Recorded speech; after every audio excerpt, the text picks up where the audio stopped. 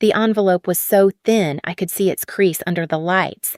Someone clapped behind me. Someone else raised a phone, but all I heard was the faint rustle as my parents slipped it into my hand. 2 bills, nothing more. Your grandma sent this for you, they said, smiling for the room. Not for me. I kept my face still, letting the noise blur around the edges.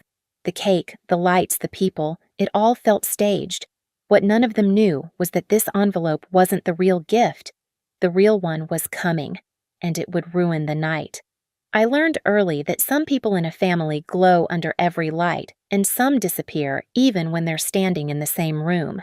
When I was 15, I tried to make myself visible. I spent 3 weeks sewing a dress for our school talent show, cutting fabric bought from the clearance bin at the craft store, staying up past midnight to trim the hem until it fell just right. The night before the event, I carried it into the living room, hopeful in a way I hadn't grown out of yet. My mother sat on the couch scrolling through her tablet, my father buried in a newspaper, my sister on the rug showing off a new phone case that lit up when she tapped it. I held the dress up like a small flag. Nobody looked. My mother finally glanced over, offered a quick, "That's cute," and immediately turned back to the glow of my sister's screen. The dress drooped a little in my hands. I told myself it didn't matter. That pattern never changed. Every time I edged forward, something shiny in my sister's orbit pulled the room away from me. On my birthdays, I'd unwrap practical things: socks, a planner, a coat meant to last for years.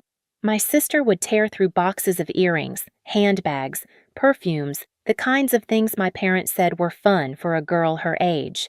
When I brought home good grades, the papers stayed on the fridge for a single night before being replaced by a new receipt taped up for my sister's effort award.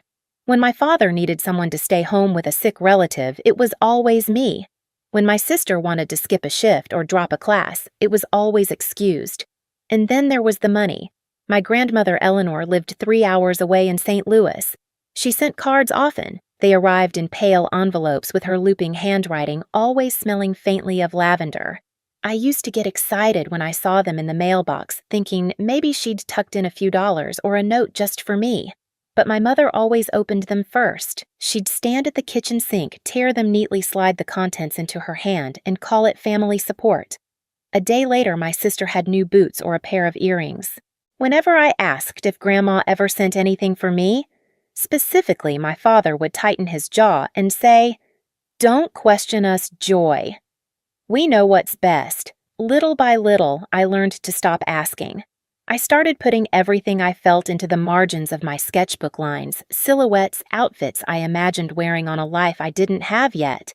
I'd sit on my bedroom floor, fabric scraps spread around me the same way other kids surrounded themselves with toys. The house outside my door buzzed with my sister's wants, my parents' justifications, the usual choreography. Mine stayed quiet. Looking back, I don't think there was a single moment when I decided to become invisible. It was more like the house trained me.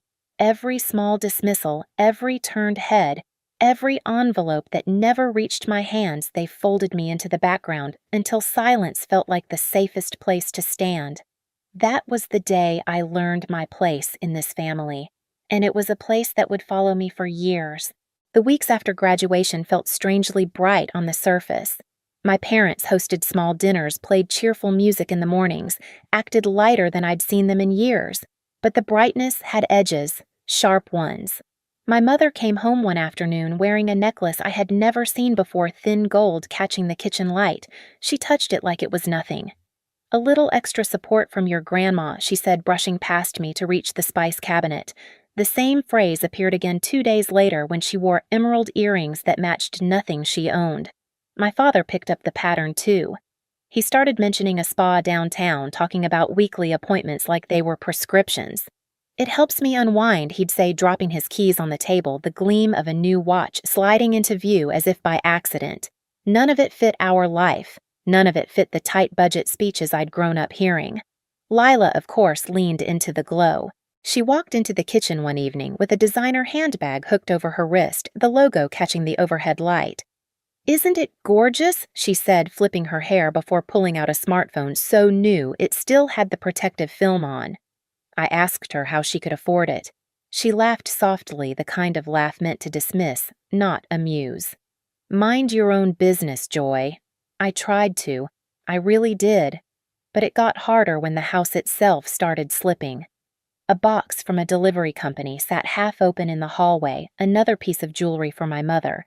The receipt lay next to it, its total circled in pen. Later that night, while walking past my parents' bedroom, I heard my mother's voice through the cracked door. She was on the phone, laughing. "The bonus from your mother, it's more than enough," she said, her voice light, careless.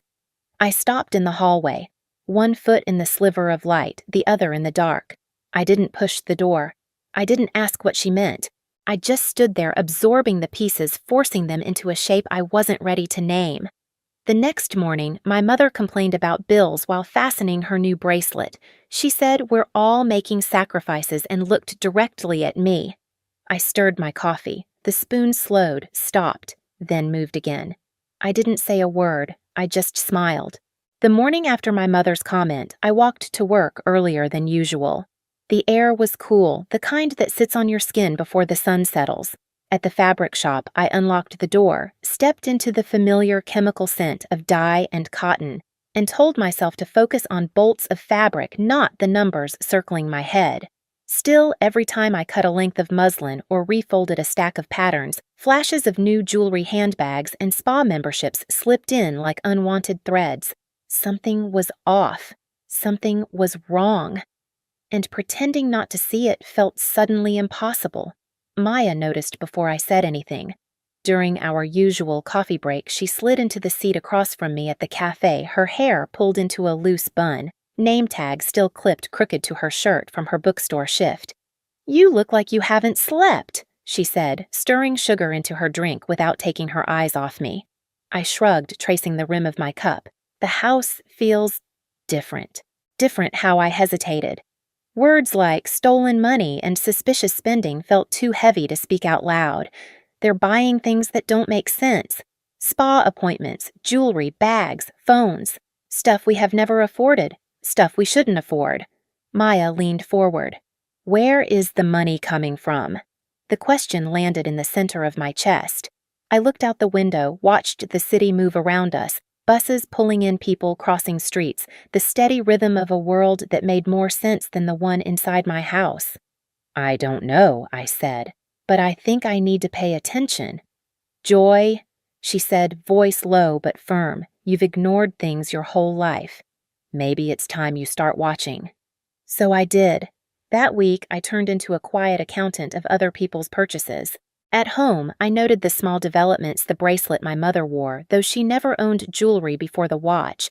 My father checked even when he wasn't late for anything, the way Lila walked differently with her new bag swinging at her side.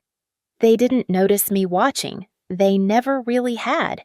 At the fabric shop during slow hours, I opened my sketchbook and began writing numbers in the margins, estimated costs of the items they flaunted. I didn't write their names, just dollar signs and descriptions. A small secret ledger built into the background of my designs. It gave me something solid to hold on to, something measurable inside a life where I had always been told not to measure. I opened a new bank account, too. Quietly, one afternoon before my shift, I transferred part of each paycheck there, even if it was only a few dollars. The banker asked if I wanted alerts on my phone. I said yes. It felt like claiming a corner of my life nobody else could touch. At night, while the house slept, I organized my sketches into folders, dresses, coats, tops, each with a small tag in the corner. Not names, numbers. The same way I'd started tagging the expenses I saw around the house. For the first time, everything in my life was gaining structure. It was during one of these late nights that my phone buzzed. A text from Eleanor. "Proud of you for graduating, Joy. I'm visiting next week. I want to hear about your fashion line." My stomach tightened. My mind flew straight to the envelope, the thin crease, the 2 bills, the smile my parents performed for the room, and then to the jewelry, the spa, the phone Lila twirled in her hand. I read the message again, and again. I didn't know what to say. The next evening, I called Maya from my apartment above the garage. "She's coming," I said, and I don't know what to tell her. You tell her the truth. I don't want to blow up my family." Maya exhaled. Joy, they blew it up. You're just walking through the smoke. I didn't answer, but her words stuck. The days leading up to Eleanor's visit felt like watching a stage being built. My mother scrubbed the house until her hands were raw. My father rehearsed stories about hard times and stretching what we have. Lila did nothing, scrolling on her phone, occasionally asking if her outfit looked casual rich. I went to work, came home, and watched all of it quietly.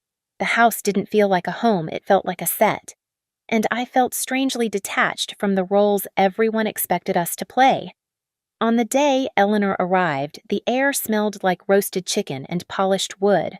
The table was set with dishes we only used for holidays. My mother fussed over placemats. My father adjusted silverware. Lila checked her reflection in the microwave door. When Eleanor stepped inside, her presence cut through the room. She hugged me first, tightly, warmly, and said, "My designer." I felt something loosen in my chest. A thread finally pulled free. Dinner began with safe topics: traffic, weather, my job at the fabric shop. I answered carefully, offering versions of the truth that wouldn't disrupt anything. I kept my voice, even my eyes, down when necessary.